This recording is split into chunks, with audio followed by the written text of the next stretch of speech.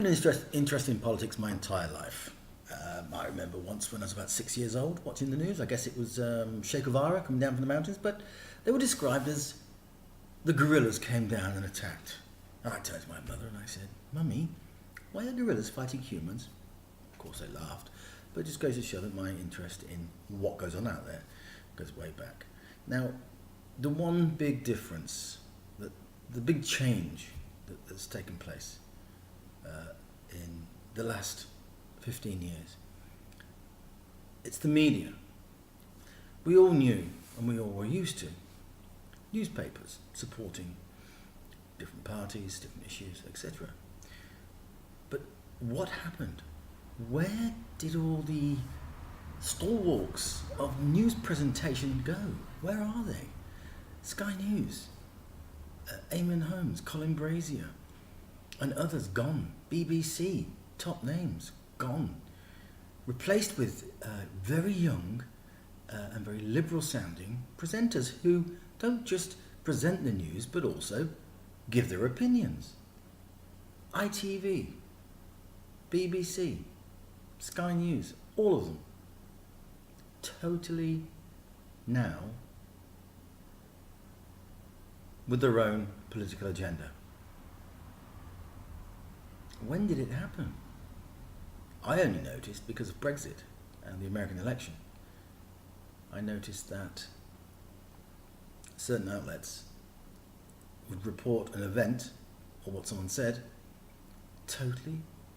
in a totally different way to the reality of what was actually said or what happened, and started to realise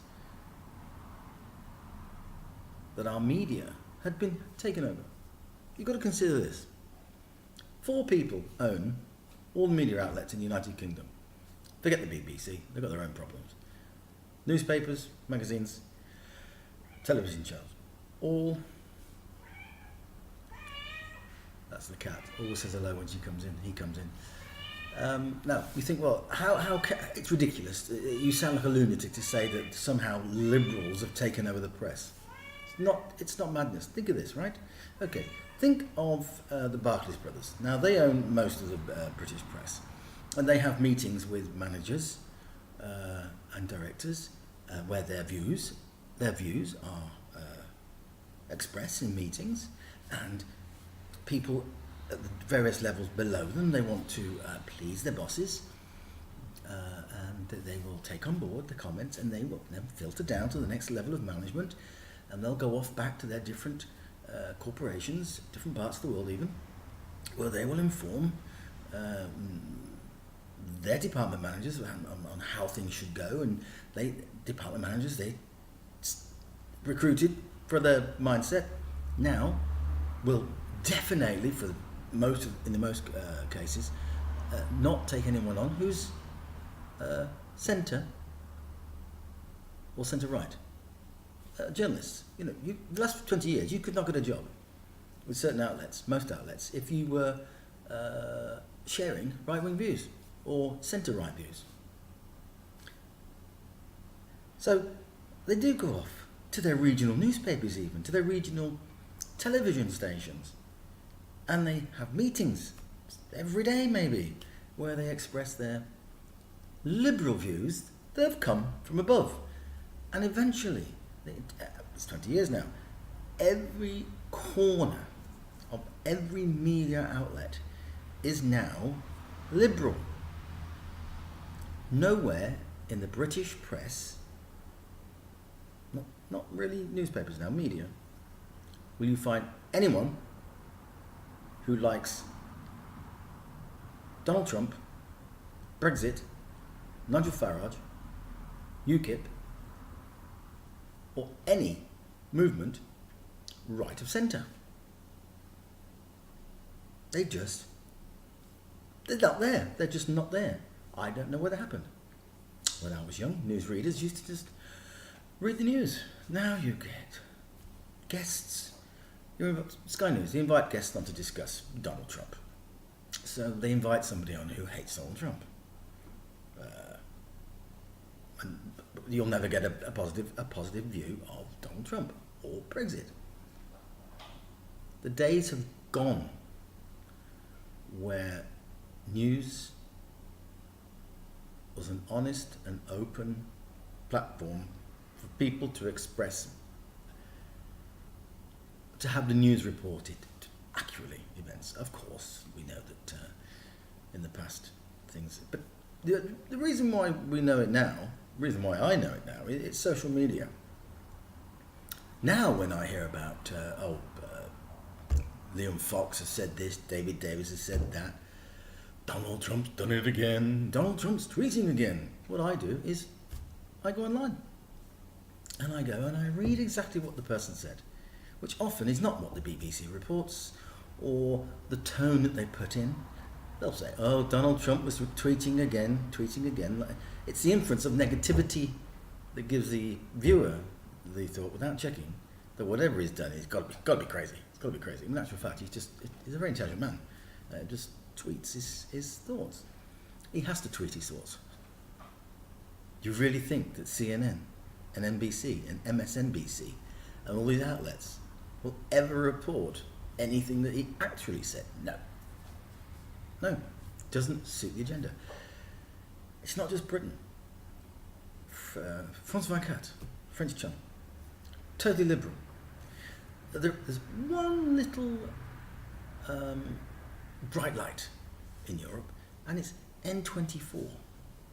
It's not 100% fantastic, but N24, a German news channel, 24-hour news channel, does actually often report things as they are.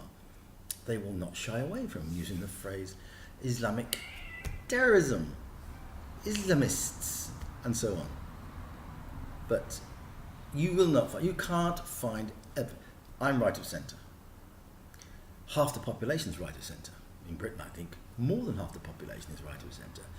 But you cannot find media outlets that support the views of us. It's all left. Totally left. Liam Fox had an interview yesterday in Japan with ITV where he explained that the EU was saying, if you don't do this, you can't have that. Now, what does that mean? What is that? It's blackmail. He made a statement. ITV, trying to influence your thoughts, they report it as an outburst. Liam Fox's outburst. They're all playing the liberal game.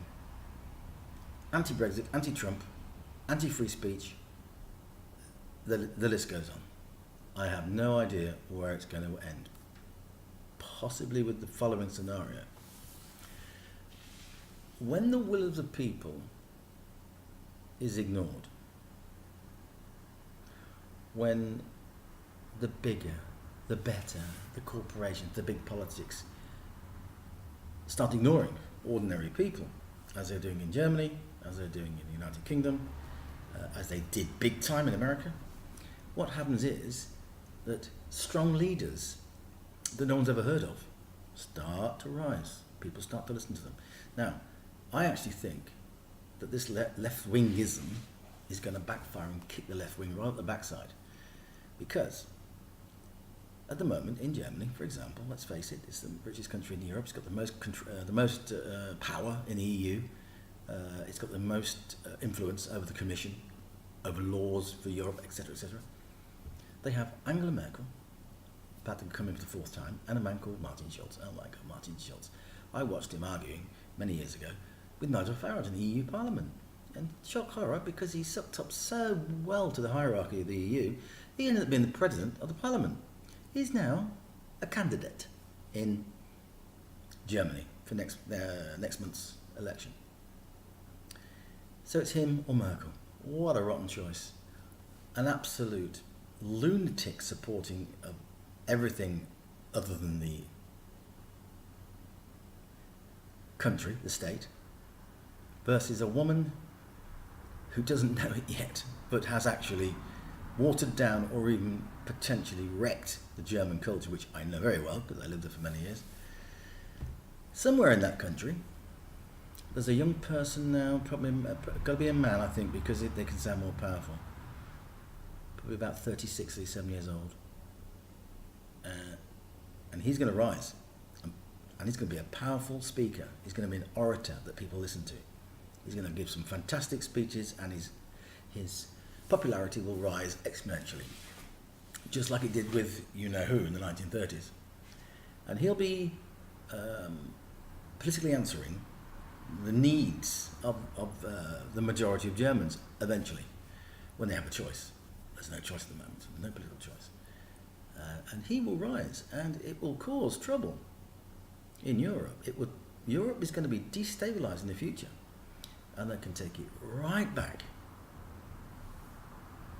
to the liberal media, the liberal agenda, the liberal narrative, crush free speech. Everyone who that doesn't agree with them is either a racist or a misogynist or an anti-Semite, and so on and so on. And that day will come. And I think that's going to happen in Great Britain too.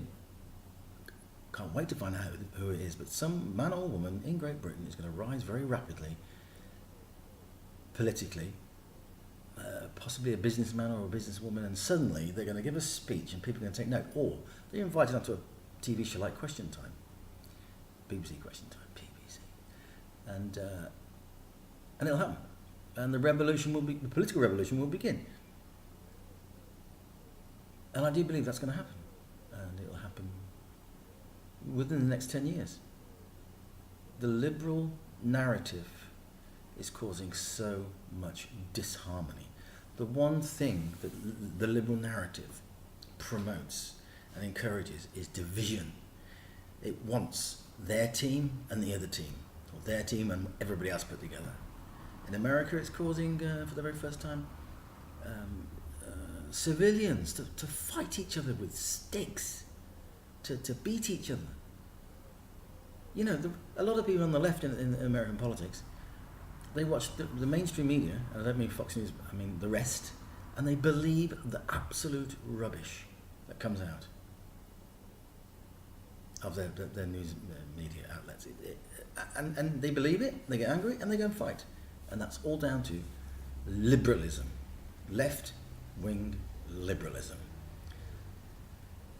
which I think, when everybody starts writing their books in 10 or 15 years, will be identified as the cause of so much discourse, so much anger, so much polarization. So I've been driven to make videos like this because I now absolutely detest mainstream media. I turn it on, all I get to hear is absolute rubbish, because I already know what they're talking about. I've already researched it, so I know that they're giving their left-wing narrative. Okay, bye for now.